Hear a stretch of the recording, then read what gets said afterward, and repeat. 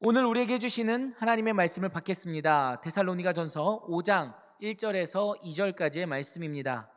신약 성경 332페이지 근처에 있는 데살로니가전서 5장 1절과 2절의 말씀, 우리 두 절의 말씀입니다. 우리 합독하시며 마음에 받겠습니다. 우리 두 절의 말씀 함께 있습니다. 형제들아, 때와 시기에 관하여는 너희에게 쓸 것이 없음은 주의 날이 밤에 도둑같이 이를 줄을 너희 자신이 자세히 알기 때문이라. 아멘. 하나님의 말씀입니다. 아멘. 할렐루야. 네, 오늘도 이 귀한 예배 자리 가운데 나오신 우리 모든 성도님들과 온라인으로 함께 참여하고 계시는 우리 예배자들 가운데 정말 하나님께서 주시는 놀라운 은혜와 축복이 가득 임하길 간절히 소망합니다. 날이 많이 추워졌습니다. 겨울이니까 추운 건 당연한 건데 정말 많이 춥습니다. 네, 다들 감기 조심하시고 건강 유의하셔서 날마다 예배의 자리, 우리 기도의 자리를 지켜갈 수 있길 소망합니다. 우리 이 마음 담아서 함께 인사하며 시작하겠습니다. 온라인 남성교회를 함께하고 계시는 분들도 댓글창에 반가운 인사와 이름 남겨주시면 우리 모두에게 은혜가 되겠습니다. 우리 이렇게 함께 인사하겠습니다. 성령님 주시는 열정으로 나아갑시다. 성령님 주시는 열정으로 나아갑시다.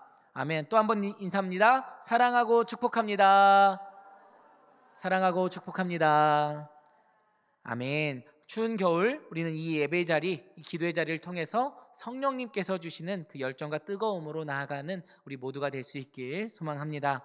이 시간 얼어붙어 있는 우리의 몸과 마음 게임을 통해서 좀 즐겁게 열면서 시작하고자 합니다. 그동안 좀 어렵다라는 말씀들이 좀 이렇게 있으셔서요. 오늘은 다른 게임으로 한번 가져와 봤습니다. 화면에 보시면 이제 모음과 자음이 따로 떨어져서 있는데요. 이 철자를 조합해서 단어를 완성시키는 게임입니다. 우리 한번 해보도록 하겠습니다. 어떤 단어일까요?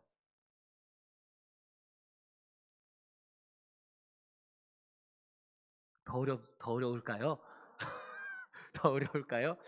네, 만약에 오늘의 주제를 미리 좀 이렇게 공부하고 오신 분들은 네, 정답은 바로 승천이었습니다. 네, 정답은 바로 승. 네, 다음 단어 한번 가볼까요? 맞습니다. 정답은 재림이었습니다. 이제 좀 그래도 눈에 보이시죠? 이제 주제가 조금씩 이렇게 네, 좀 좁혀지는 것 같습니다. 네, 한번 다음 글자 가볼까요? 맞습니다. 정답은 고난이었습니다. 네, 네 번째 글자 뭘까요? 정답은 우리 지난주 주제와 이어지는 정답은 바로 부활 맞습니다. 네, 부활입니다. 네, 그 다음 글자 한번 가볼까요? 이건 좀 작년으로 넘어가야 되긴 합니다. 주제가 네, 작년 주제와 이어지는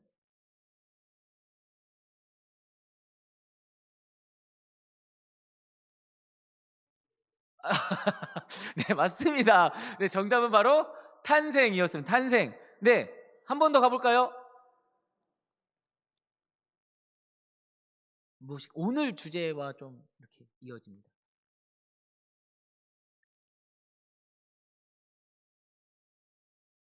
마지막 때에 우리가 모두 어디에 자리에 서야 됩니까? 심판. 정답은 바로 심판이었습니다. 마지막 글자 한번 가볼까요? 어, 무엇일까요? 힌트를 드리면 우리가 지금 매일 새벽마다 묵상하고 있는 말씀이 과연 무엇일까요? 정답은 사도행전이었습니다. 네, 사도행전 네 글자는 좀 어려웠던 것 같습니다. 어, 오늘은 조금 더 쉬운 게임이었을 거라 생각하면서 갖고 왔는데 더 혼란을 드린 것 같습니다. 네, 다음에는 조금 더 쉽게, 다음에 조금 더 쉽게 준비할 수 있도록 하겠습니다. 네, 지금 새벽 시간에 우리가 사도행전의 말씀을 묵상해 가고 있습니다. 지난 월요일 사도행전 16장의 말씀을 우리가 함께 묵상했는데요. 거기서 저의 마음을 한 번 더 뜨겁게 감동시켜주는 말씀이 있었습니다. 바로 16장 4절과 5절의 말씀이었습니다. 이렇게 기록하고 있습니다. 여러 성으로 다녀갈 때에 예루살렘에 있는 사도와 장로들이 작정한 규례를 그들에게 주어 지키게 하니 이에 여러 교회가 믿음이 더 굳건해지고 수가 날마다 늘어가니라. 아멘. 이렇게 고백하고 있었습니다. 예루살렘에 있는 사도와 장로들이 작정한 규례, 그 규례를 지키게 하였더니 무엇이 더 굳건해졌습니까? 믿음. 교회의 믿음이 더 굳건해졌다라고 기록하고 있습니다. 여기서 말하는 사도와 장로들이 작정한 규례를 오늘날의 표현으로 하면 바로 우리가 오늘 살펴보고 있는 이 사도신경 혹은 교리가 될 것입니다. 사도 바울은 그의 여러 서신서에서 바른 교훈에 대한 중요성을 말하고 있기도 합니다. 그리고 사도행전 16장에서는 이 규례로 말미암아 믿음이 굳건하여졌고 날마다 교회의 수가 늘어났다라고 고백하고 있는 것이죠. 이처럼 교리라는 것은 우리의 바른 믿음을 위해서, 흔들리지 않는 믿음을 위해서 반드시 필요한 과정입니다. 오늘도 이 바른 믿음 위에 서서 어떠한 흔들림에도 흔들리지 않는 저와 여러분이 될 수 있길 소망합니다. 우리가 지난 시간 살펴보았던 주제 기억하십니까? 주님의 고난과 부활에 대해서 우리가 함께 살펴보았습니다. 먼저는 이방인이고 의인도 아니었던 본디오 빌라도의 이름이 고백되어지고 있는 배경에 대해서 함께 살펴보았죠. 우리는 본디오 빌라도의 이름을 고백하면서 예수님의 십자가 사건이 역사 속에 실제 있었던 사건임을 바라볼 수 있었습니다. 구체적인 특정한 이 시간대를 언급하면서 예수 그리스도의 십자가 사건이 정말 역사 속에 있었던 일임을 우리가 고백하는 것이었죠. 그것을 넘어서서 우리가 살아가야 할 곳이 바로 이 역사의 속임, 이 세계, 그리고 우리가 국가의 질서 속에 살아가고 있음을 바라보면서 이 세상을 향해 하나님의 정의, 하나님의 공의, 하나님의 평화를 외칠 수 있어야 한다 살펴보았습니다. 또 나아가서는 우리 인간에게 부정당한, 거부당한 예수 그리스도, 그 예수 그리스도를 우리가 바라볼 수 있었죠. 그리고 예수님의 생애를 기록하고 있는데 예수님의 생애를 한 단어로 함축적으로 우리에게 보여주고 있었습니다. 바로 예수 그리스도의 고난으로 그 모든 것을 함축해서 우리에게 보여주고 있었죠. 예수 그리스도의 낮아지심이, 이미 인간의 육신을 입으심이 이미 고난의 시작이었기 때문입니다. 그리고 자기 중심적인 이 세상 속에서 타자를 위해 살아가셨던 예수님의 평생의 삶이 바로 고난의 모습이었죠. 그리고 죽기까지 순종하심으로 사랑하신 하나님의 사랑, 그 십자가 사랑을 우리가 함께 살펴볼 수 있었습니다. 마지막으로 부활을 통해서는 예수님께서 참 하나님의 아들이셨음을 우리가 알 수 있었으며 죄 없으신 분이 예수 그리스도였음을 우리는 알 수 있었죠. 그리고 나아가서 우리를 새 창조의 역사로 초청하고 계시는, 그렇게 찾아오고 계시는 하나님의 놀라운 사랑을 우리가 다시 한 번 더 살펴볼 수 있었습니다. 사망보다 강한 주님의 사랑을 통해서 우리는 새로운 소망을 품으며 새로운 창조의 능력을 주시는 하나님을 바라볼 수 있는 놀라운 은혜의 고백, 그 시간을 우리가 함께 살펴보았죠. 오늘은 사도신경의 8번째 시간이자 성자 예수님 4번째 시간으로서 주님의 승천과 재림에 대해 함께 말씀의 은혜를 나누고자 합니다. 우리가 알고 있는 사도신경의 구분으로 하면 하늘에 오르시어 전능하신 아버지 하나님 우편에 앉아 계시다가 저리로서 산자와 죽은 자를 심판하러 오십니다에 해당합니다. 과연 이 말씀을 통해서 우리는 어떤 은혜를 누릴 수 있을까요? 먼저 예수님의 승천하심을 통해서 우리가 누릴 수 있는 첫 번째 은혜는요, 우리의 시선이 하늘만 향해서 있으면 안 된다는 사실을 우리에게 상기시켜준다라는 겁니다. 여러분, 주님께서는 사망의 아주 깊은 골짜기로 내려가시는 완전한 죽음 뒤 사흘 만에 죽은 자 가운데서 부활하셨죠. 그리고 주님께서는 부활 후 이 땅 가운데 계시며 주님의 죽음으로 인해 낙담하고 있는 제자들에게 찾아가셔서 위로하시고 다시 일으켜 세우시고 가르치셨습니다.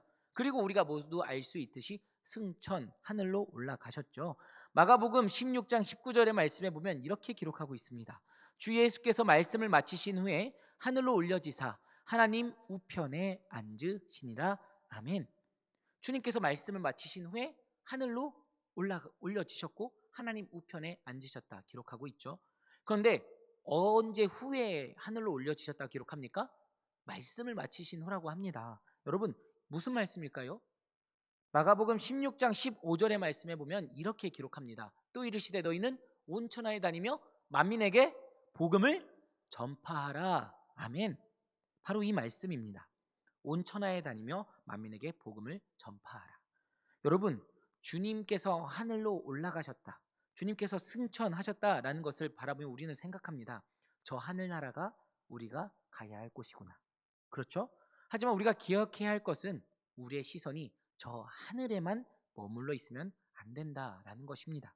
물론 우리가 돌아갈 본향을 기억하고 사모하는 것은 너무 중요합니다. 그 본향을 기준으로 살아가는 것 우리에게 필요합니다. 하지만 동시에 우리가 살아가야 할 이 땅에도 우리의 마음, 우리의 시선이 있어야 한다라는 것이죠. 사도행전의 말씀에서도 마찬가지입니다. 주님께서는 분명히 승천 직전에 말씀하십니다. 사도행전 1장 8절의 말씀이죠. 오직 성령이 너에게 임하시면 너희가 권능을 받고 예루살렘과 온 유대와 사마리아와 땅끝까지 이르러 내 증인이 되리라 말씀하셨습니다. 주님의 승천 이후에 우리 가운데 선물로 주실 성령님을 통하여 제자들은 땅끝까지 복음을 전하며 예수 그리스도의 증인된 사람으로서 살아가야 했죠. 하지만 하늘로 올려지는 그 모습에 제자들은 그만 시선을 뺏기고 말았습니다. 그때 하나님께서는 다시 한 번 더 제자들을 일깨우시죠. 사도행전 1장 10절부터 11절까지의 말씀입니다. 올라가실 때에 제자들이 자세히 하늘을 쳐다보고 있는데 흰 옷 입은 두 사람이 그들 곁에 서서 이르되 갈릴리 사람들아 어찌하여 서서 하늘을 쳐다보느냐. 너희 가운데서 하늘로 올려지신 이 예수는 하늘로 가심을 본 그대로 오시리라 하였느니라. 아멘.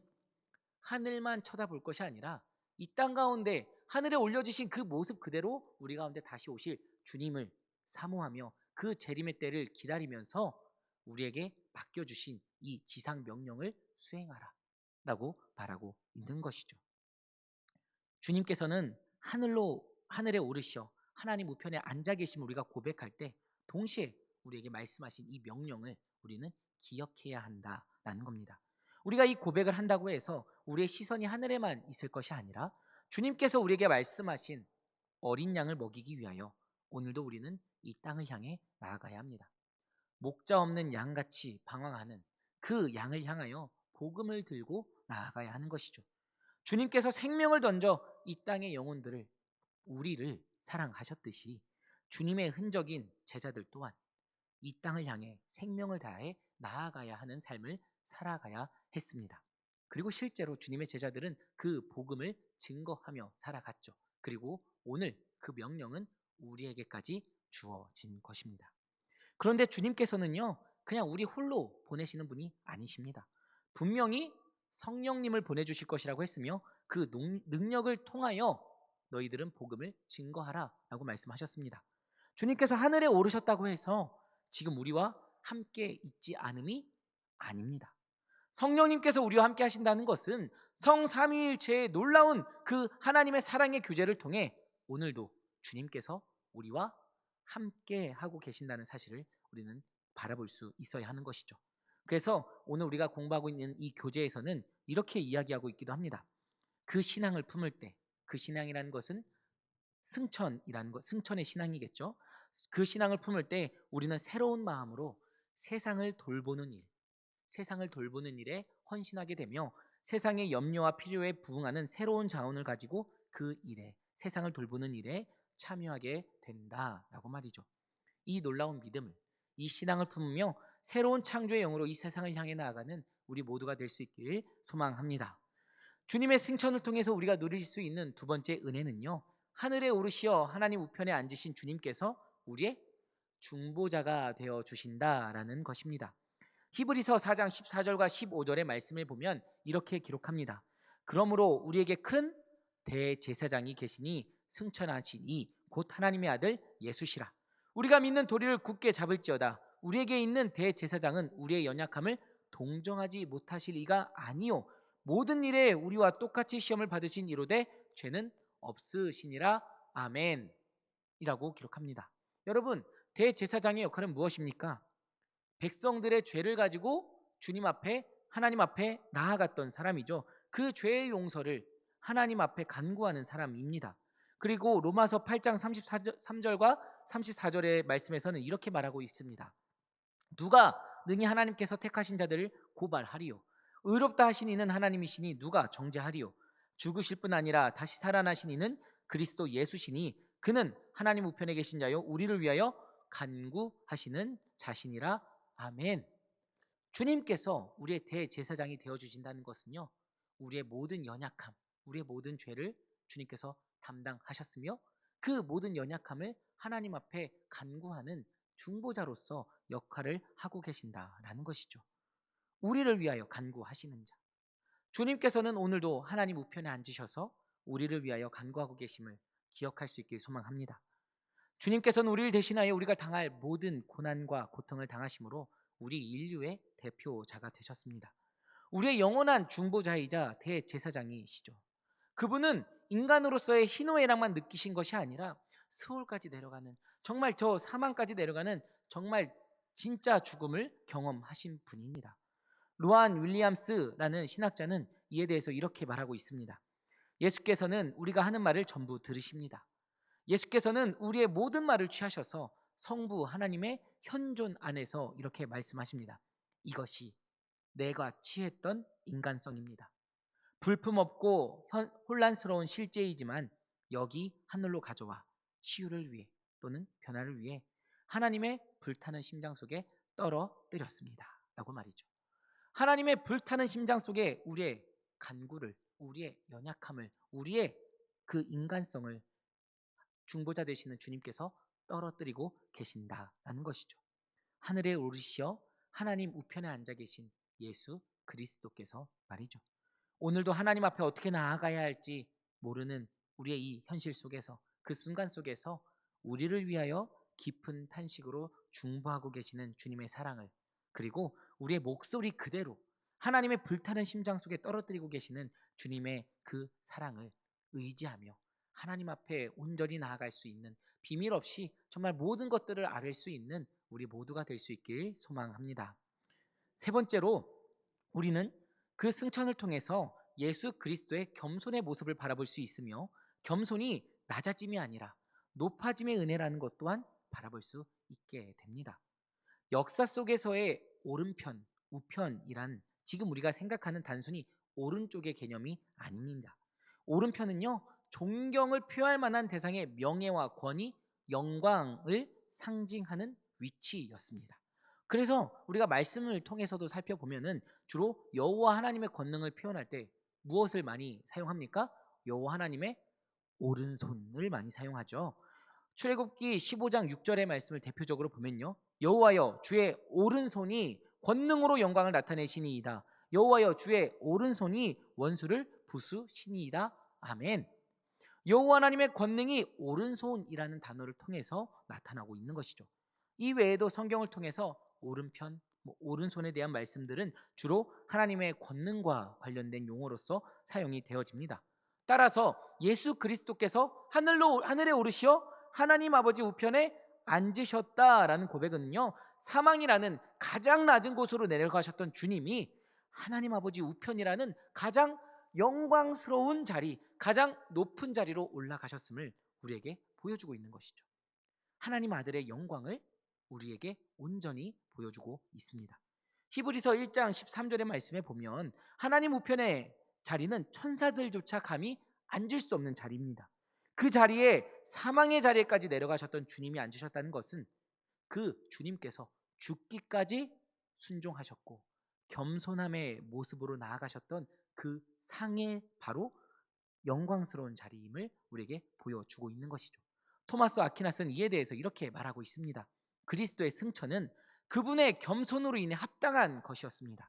그러므로 그분은 하늘에 하나님의 보좌에 이르기까지 높임을 받으실 만하셨습니다. 왜냐하면 겸손은 높음으로 이끄는 길이기 때문입니다.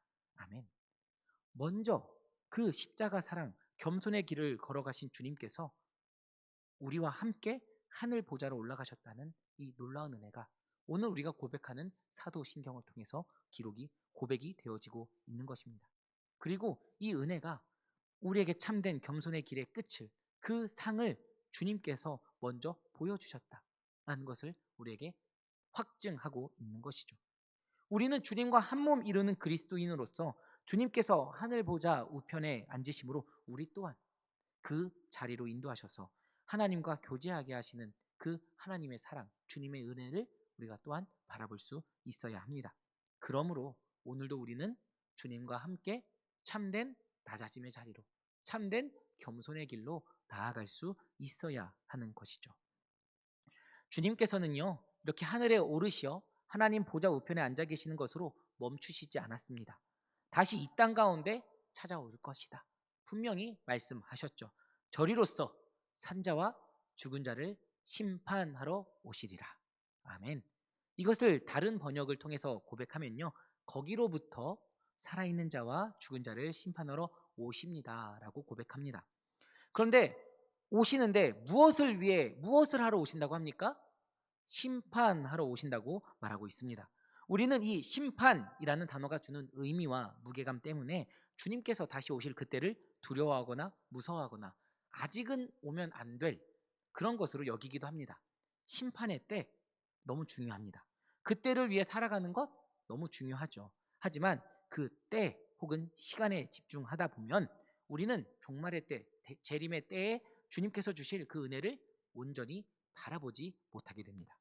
그래서 성경 말씀은 계속해서 그 때와 그 시는 알 수 없다라고 말하고 있는 것입니다.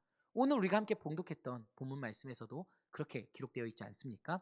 형제들아, 때와 시기에 관하여는 너에게 쓸 것이 없음은 주의 날이 밤에 도둑같이 이를 줄을 너희 자신이 자세히 알기 때문이라. 아멘. 언제 어떻게 임할지 우리는 알 수 없습니다. 이 세상을 살아가는 그 누구도 알 수 없죠.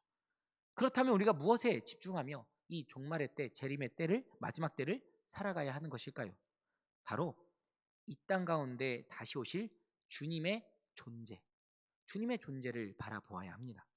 심판자로서, 재판관으로서 오실 주님의 모습을 바라보며 이 심판의 때를 기다려야 하는 것이죠. 이 땅 가운데 심판자로 오실 주님은 어떤 분이십니까? 우리를 아시는 주님입니다. 우리의 모든 것을 아시는 주님이다라는 것이죠.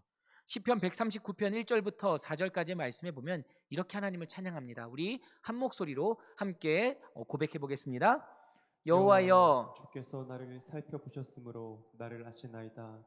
주께서 내가 앉고 일어섬을 아시고 멀리서도 나의 생각을 밝히 아시오며 나의 모든 길과 내가 눕는 것을 살펴보셨으므로 나의 나의 모든 모든 행위를 행위를 익히 익히 아시오니 아시오니 여호와여, 여호와여 내 내 혀의 혀의 말을 말을 알지 알지 못하시는 못하는 것이 것이 하나도 하나도 없으시니이다. 없으시니이다. 아멘. 이처럼 주님께서는 우리의 모든 생각을 아시는 분이고 우리의 모든 약함을 아시는 분이며 우리의 모든 억울함을 알고 계시는 분임을 기억해야 합니다. 그 사실을 기억한다면 이 심판의 때가 우리에게 두려움으로 다가오는 것이 아닙니다. 우리의 그 모든 것을 아심에도 불구하고 우리를 죽기까지 사랑하신 예수 그리스도께서 우리의 심판자가 되신다는 그 사실이 오늘도 이 땅 가운데에서 그리스도인으로 살아갈 수 있는 은혜를 우리에게 다시 한 번 더 허락하고 있는 것이죠. 그리고 주님께서는 이미 사실 이 땅 가운데서 정말 억울한 그 심판들을 모두 다 당하셨습니다. 받지 않으셔도 될 이 땅에서의 불합리하고 부조리한 심판을 당하셨죠. 억울한 정죄를 당하셨습니다. 그러나 우리를 심판하실 그분은 우리를 깊이 아시며 배려하고 사랑하시는 분임을 기억해야 합니다. 본인이 억울한 정죄를 당하셨을지언정 우리를 억울하게 심판하실 분이 아니라는 것이죠. 공의로우시며 자비로우신 주님이 우리를 심판하실 분으로 우리에게 찾아오신다라는 겁니다. 뿐만 아니라 우리가 심판받아야 할 모든 죄악을 이미 예수 그리스도께서 담당하셨습니다. 그것을 누구보다 주님께서 잘 알고 계시죠. 우리는 그 사랑의 주님을 믿음으로 고백할 수 있어야 하는 것입니다. 우리가 심판을 받는 것은 우리가 모르는 어떠한 다른 내용으로 심판을 받는 것이 아닙니다. 예수 그리스도를 향해 우리 자신이 어떠한 응답으로 어떠한 반응으로 나아갈 것인가, 그것을 가지고 주님께서는 심판하신다라는 것이죠. 주님께서는 어떤 것을 가지고 심판하십니까? 바로 우리의 믿음입니다. 우리는 이미 믿음으로 의롭다 칭함을 받은 그리스도인이기 때문에 그 심판의 때를 두려워할 필요는 없습니다. 이미 주님께서, 하나님께서 그 은혜를 우리에게 허락하셨으며 심판의 날 확증하실 겁니다. 그러므로 우리는 오늘도 그 심판의 때를 기대하며 소망하며 나아갈 수 있는 그 은혜를 입은 귀한 존재임을 확신하며 나아갈 수 있어야 합니다. 또한 앞서서 말씀드렸듯이 우리가 고백하는 예수님은 거기로부터 산자와 죽은 자를 심판하러 오시는 분입니다. 산자와 죽은 자를 심판하러 오신다는 것은 심판의 때에 그 누구도 그 심판을 피할 사람이 없다라는 것을 우리에게 말하고 있습니다. 그런데 어디서부터 오시는 분입니까? 거기로부터 오시는 분입니다. 여러분, 여기서 말하는 거기는 어디입니까? 하나님의 보좌 우편입니다. 거기는 예수님께서 성부 하나님께 순종하여 이 세상을 향해 파송되신 곳입니다. 거기는 부활하고 승천하실 때 우리 온 인류를 이끌어 되돌아가시는 곳입니다. 거기는 어제나 오늘이나 내일도 우리를 위해 늘 성부 하나님께 성자 예수님께서 중보하시는 곳이다. 중보하시는 곳이다라는 것이죠. 승천의 놀라운 은혜와 재림의 놀라운 은혜가 합쳐지면서 우리는 또다시 이렇게 사랑의 하나님을 만날 수 있게 되는 겁니다. 예수 그리스도께서 우리를 심판하러 오시는 그곳은 냉정하고 잔혹하고 무자비한 재판관이 앉는 곳이 아닙니다. 삼위 하나님의 사랑의 교제가 아름답게 피어나는 곳이며 그리스도 안에서 우리 모든 인류를 용납, 용서하신 곳이며 자신을 선물로 주시기까지 사랑하시는 하나님의 보좌 우편입니다. 말씀드렸듯이 이 땅 가운데 다시 오셔서 심판하실 주님께서는 그 사랑의 자리에서 오늘도 우리를 위하여 중보하고 계시죠. 그렇기 때문에 다시 오실 주님을 기다리는 우리는 두려움과 절망으로 이 마지막 때를 보낼 수 없습니다. 비록 심판의 자리는 우리의 모든 죄를 드러내는 장소이며 우리의 연약함과 어찌할 수 없는 우리 인간의 죄성을 드러내는 곳일 겁니다. 하지만 거기로부터 오시는 주님께서 이미 우리의 모든 죄악을 담당하셨고 거기로부터 오시는 주님께서 우리를 의롭다 하실 것을 기대한다면 우리는 오늘 우리에게 주어진 삶을 주님을 향한 기대와 믿음, 소망으로 드리며 주님 앞에 드리며 온전히 나아갈 수 있게 된다라는 것이죠. 그래서 사도 바울은 이렇게 고백을 합니다. 로마서에서 죄가 더한 곳에 은혜가 더욱 넘쳤다라고 고백을 하죠. 심판의 자리는 분명 우리의 죄를 드러낼 곳이지만 동시에 주님의 놀라운 은혜가 더욱 넘쳐나는 자리임을 기억하며 우리에게 주어진 이 마지막 때를 주님과 함께 살아가야 할 줄 믿습니다. 사랑하는 여러분, 오늘 주제는 우리에게 다시 한 번 더 무한한 하나님의 놀라운 사랑을 보여주고 있습니다. 그저 주님이 하늘로 올라가신 사건이 아닙니다.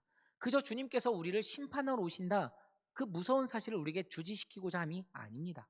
우리가 이 땅 가운데서 어떻게 살아가야 할지를 다시 한 번 더 확인시켜주고 있음을 우리의 믿음의 눈을 들어 바라볼 수 있어야 하는 것이죠. 주님에 대해 알아가는 것 같은데 우리 인간의 연약함과 우리 인간의 죄성이 얼마나 추악한지를 바라보게 됩니다. 그런데 우리 인간의 추악함을 알게 되니 주님의 그 은혜가 얼마나 놀랍고 큰 은혜인지 그 사실을 다시 한 번 더 깨닫게 되죠. 필연적으로 이렇게 우리 그리스도인들은 인간에 대해 알아갈 때 주님의 놀라운 사랑과 은혜를 더욱 고백할 수밖에 없게 되는 존재임을 바라보게 됩니다. 여러분, 우리의 중보자 되시는 주님을 온전히 바라볼 수 있길 소망합니다. 오늘도 하나님 보좌 우편에 앉으셔서 우리를 위해 중보하고 계시는 그 주님을 바라볼 수 있어야 합니다. 그 주님께서 우리에게 무엇을 명령하셨는지, 우리에게 무엇을 요청하고 계시는지 바라볼 수 있길 소망합니다. 그 주님을 바라보게 될 때 우리는 이 마지막 때를 그냥 낭비하며 살아갈 수 없습니다. 그저 허비하며 살아갈 수 없죠. 오늘도 주님을 만나지 못한 이들을 향해 나아가 주님의 명령을 따라 복음을 전파해야 합니다. 주님이 그러하셨듯 우리도 우리의 지체를 위해 중보하며 나아가야 합니다. 주님이 그러하셨듯 우리도 겸손의 모습으로 주님 앞에 온전히 나아가 순종해야 하는 것이죠. 이것이 주님께서 우리에게 보여주신 이 땅 그리고 이 놀라운 은혜의 모습입니다. 또한 이 땅 가운데 심판하러 오실 주님을 바라보게 될 때에 우리는 오늘도 우리에게 선물로 주신 믿음 하나 붙잡고 그 믿음을 놓치지 않기 위해 주님 앞에 더욱 겸손히 나아가야 하는 것이죠. 그리고 우리를 사랑하시는 주님의 사랑을 의지하며 두려움이 아닌 기대와 소망으로 이 마지막 때를 살아가야 합니다. 이것이 주님께서 우리에게 요청하고 계시는 종말의 때를 살아가는 우리의 모습이어야 합니다. 그래서 아우구스티누스는 사도신경을 해설하며 이렇게 말하기도 했습니다. 그리스도의 십자가에서 죽으심, 장사되심, 제3일에 부활하심, 승천하심, 아버지 우편에 앉으심, 그 가운데 무슨 일이 행해졌던지 간에 그 모든 일은 그것들의 신비적 의미들을 가리킬 뿐 아니라 우리가 지상에서 살아내야 하는 그리스도인의 삶의 모형으로서 기능하게 하기 위해 행해졌다라고 말이죠. 그리스도인의 삶의 모형으로서. 그냥 신비로운 주님의 모습이 아니라 우리의 머릿속에만 있는 주님의 모습이 아니라 우리가 이 땅 가운데에서 어떻게 살아가야 할지를 보여주는 그 본으로서 주어졌다는 사실. 그리고 이렇게 살아갈 수 있음이 우리에게 은혜, 우리를 힘들게 하거나 그런 것이 아니라 정말 참된 은혜의 모습임을 그 사실을 믿음의 눈을 들어 바라볼 수 있기를 간절히 소망합니다. 새롭게 시작하는 우리 2026년 더욱 주님 닮아서 주님 쫓아가는 삶을 살아가는 저와 여러분 모두 될 수 있기를 정말 복음의 증인으로서 살아갈 수 있는 저와 여러분이 될 수 있기를 좋으신 주님의 이름으로 간절히 축원합니다. 아멘. 우리 오늘도 사도신경을 문답형으로 고백하며 우리의 신앙을 고백하며 이 시간을 마무리하고자 합니다. 이제 인도자의 질문과 회중의 응답으로 세대를 넘어 지켜온 사도신경을 마음으로 응답하고 삶으로 결단하며 나의 신앙 고백으로 드리겠습니다. 사랑하는 성도 여러분, 이제 우리가 믿는 하나님을 고백하겠습니다. 여러분은 전능하신 하나님 아버지를 믿으십니까?